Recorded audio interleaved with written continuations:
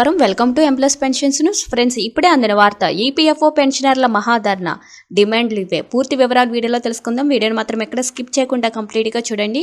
Video కనుక మీకు నచ్చినట్లయితే మన ఛానల్ని సబ్స్క్రైబ్ చేసుకోండి. అదేవిధంగా లైక్ చేసినట్లయితే మరింత మందికి సమాచారం అనేది చేరుకుంటుంది. ఫ్రెండ్స్, ఇంకా లేట్ చేయకుండా వివరాల్లోకి అయితే వెళ్ళిపోదాం.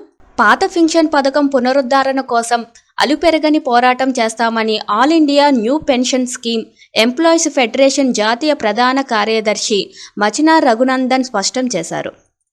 ఏఐఎన్పిఎస్ఎఫ్ జాతీయ ప్రధాన కార్యదర్శిగా మచినాను నిర్ణయించినట్లు జాతీయ అధ్యక్షుడు మంజిత్ సింగ్ పటేల్ ఫోను ద్వారా తెలియపరిచారని రఘునందన్ చెప్పారు. ఈ సందర్భంగా ఆదివారం హైదరాబాద్లో రఘునందన్ మాట్లాడుతూ, దేశవ్యాప్తంగా 1 కోటి మందికి పైగా ఉద్యోగులు కొత్త పెన్షన్ పథకంలో ఉన్నారని రఘునందన్ చెప్పారు.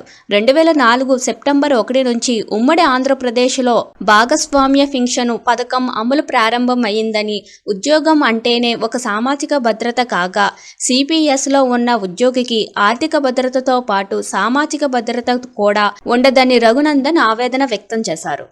ప్రమాదవశాత్తు ఎవరైనా సిపిఎస్ ఉద్యోగికి అవాంఛనీయ సంఘటనకు గురైతే కనీసం ₹1,00,000 కూడా వారి ఖాతాలో ఉండవని, అటువంటప్పుడు పెన్షన్ రాని ప్రభుత్వ ఉద్యోగం కన్నా ప్రైవేటు ఉద్యోగమే మిన్నా అన్న భావనను కాంట్రిబ్యూటరీ పెన్షన్ స్కీమ్ ఉద్యోగులు, ఉపాధ్యాయులు వ్యక్తం చేస్తున్నారని రఘునందన్ అభిప్రాయపడ్డారు.